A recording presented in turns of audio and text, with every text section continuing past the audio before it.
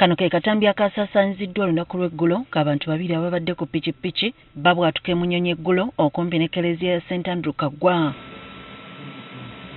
Oluvannyuma kyategeerekese nga bwe yabadde bbomu era okusinziira ku UPDF bano babadde bakambwe ba ADF ababadde bagala okutuusa obulabe ku balamazi ababadde mu kusaba. Naye ab'okwerinda baasobodde okubayimiriza ne babengeejinga era bbomu emu n'ebaluka n'ebatirawo naye nga bokka bebafudde.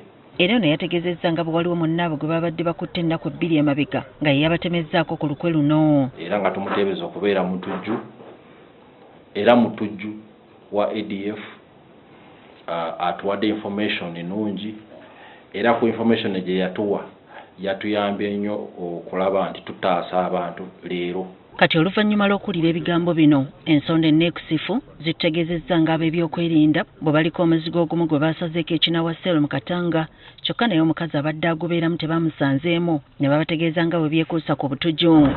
Naffe tusitukiddemu ng'eyatega ogw'ekyayi okwata eri ekinaawa okumanya ebitugambiddwa.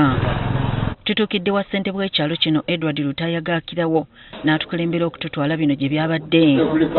Ku geeti eyingira mu kikomera kino kuliko ekigambo Danger Hatari ekirabula nti gy'oyingira wasobola okubaawo obulabe. Ssentebe ategeezezza ng'omukazi ono ayogerwako bw'abadde tamanyiddwa ku kitundu. Era wano abadde yakasengawo kati ennaku 3 ab'ebyokwerinda bwe bajjidde. Bano babadde baakajja nga mulimu abaava mu nnyumba kati bali ne bajja.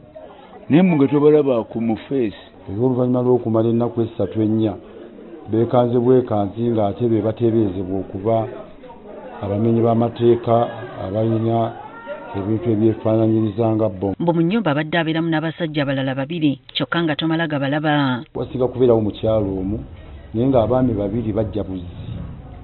Waliwo abaami abadde bajja naye nga tebamalaawo kaseera. Bwe bajja bamalawo akaseera katono.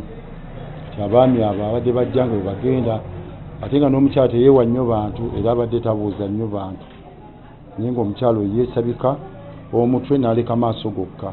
Okusinziira ku ssentebe ennyumba zino nnyini zo taliiwo. N'amaka ga mwami Kamya Jofule. Omwami Kamya Jofule abeera Masaka tabeera kuno era tatera kulabikalabika. Gaakirawo atugambye nti ow'ebyokwerinda akakiiko ke eyamutegeezezza ng'abakuumaddembe bwe bazze mu kitundu. Bwe nabuuzizza kiki ekibadde bagambye nti waliwo omutuuze wange alabika nga bamuteebereza okubeera n'ebintu ebimenya amateeka. Mu nnyumba omukazi ono mwabadde abeera basanzeemu mufaliso gwokka. Twatunudde mu ddiro wabaddewo kafaliso nga waliwo mazzi muliwo taabulangiti nga temuliimu bintu mu nnyumba yonna ey'ebisenge 2. Kyokka babadde bali awo ne bajja ekintu ekyefaananyiza bbomu mu kinaabiro. Kyabadde kifaanana fulasika ey'emmere naye nga kiriko kyabadde kinene kifulasika eky'emmere kino fulasika kusegezi baleetamu emmere naye nga kyonna kya stainless akati nga kiriko waya kiriko ebintu ebiringa soketi. Abatuuze mu kiseera kino bali mu bweraliikirivu obw'ebyokwerinda byabwe. Kyo kyatutiisizzaamu kyatukanzeemu wayinza okuba ng'era wayinza okuba wakyaliyo n'ebirala naye nga tetumanya ate. Tusaba batongeremu obukuumi. Ssentebe obuzibu abutadde ku bannannyini nnyumba abatatwala basenze bajja ku LC. Abatuuze bandibadde bafaayo nnyo okubeera nti banjula abantu ku LC ne tusobola LC okumanya enteekateeka gye tusobola okuteekerateekeramu abantu baffe n'okumanya omuntu gye yava.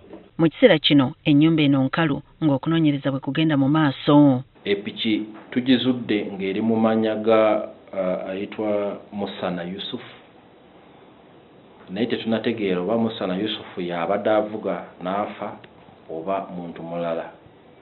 Tukyagenda maaso na kunoonyereza. Susan Nanyanzi agafeeyo ku Spark TV.